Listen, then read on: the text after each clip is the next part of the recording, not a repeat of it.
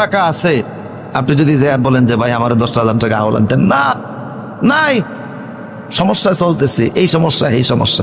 কিন্তু যদি বলেন যে সুদের উপরে দিবেন নেই, আমার তো নাই, আমার ভাতিজায় কিছু টাকা আমার কাছে জমা রাখছিল, কইছে লাইতাম চাইতাম, এই লাইতাম চাইতাম কিছু টাকা রাখছিল, এই হিসাবে যদি নেন নিতে পারেন আর কি, আমার নিজের নাই। টাকা এরকম করে সুদে কারবারের ভিতরে ব্যবহার করে এমন কিছু লোক আছে না নাই?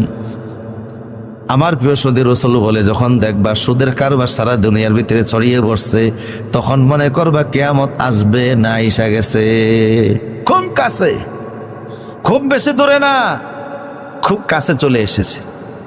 রাসূল সাল্লাল্লাহু আলাইহি ওয়াসাল্লাম বললেন, শোনো 172টা আলামতের ভিতরে আরেকটা আলামত রাসূল বললেন, শোনো, ইকতারাবাতিস সাআ ওয়া লা ইয়াজদাদুন নাসু আলা দুনিয়া ইল্লা হিরসান। এমন একটা সময় আসবে যখন দেখবা মানুষের ভিতরে লোভ লালসা বাইরে গেছে, এত দুনিয়ার লোভ বাড়ছে, দুনিয়ার লোভ এত বাড়া বাড়ছে, এত বাড়া বাড়ছে, নিজের টাকা কোনটা, পরের টাকা কোনটা, হালাল কোনটা, হারাম কোনটা চিন্তা করবে না, শুধু পকেট ভর্তি করার জন্য ধান্দায় থাকবে। কথা বলেন আছে না নাই?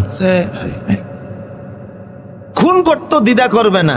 দেখেছেন না গত সপ্তাহে তো দৃশ্যটা, জুট ব্যবসা নিয়ে ঝগড়া লাগছে পাথর দিয়ে।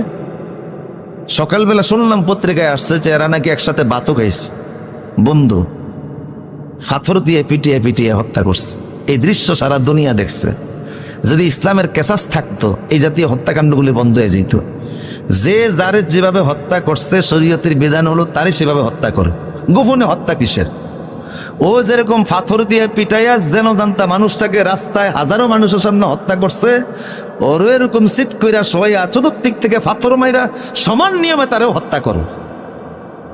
এই দৃশ্য দেখলে আর অপরাধ করার ভিতরে মত, রাতের আধারে রাত 12:01 রুমের ভিতরে, জেলখানার ভিতরে তার গলার ভিতরে রশি দিয়ে ফাঁসি দেওয়ার বিধান ইসলামে নাই। প্রকাশ্যে দাও, কেসাস যেভাবে আসছে সেভাবে মার, তাইলে অপরাধ, অন্য লোকেরা শাস্তি পাবে, ভয় পাবে, এ অপরাধ করতে চিন্তা করবে না।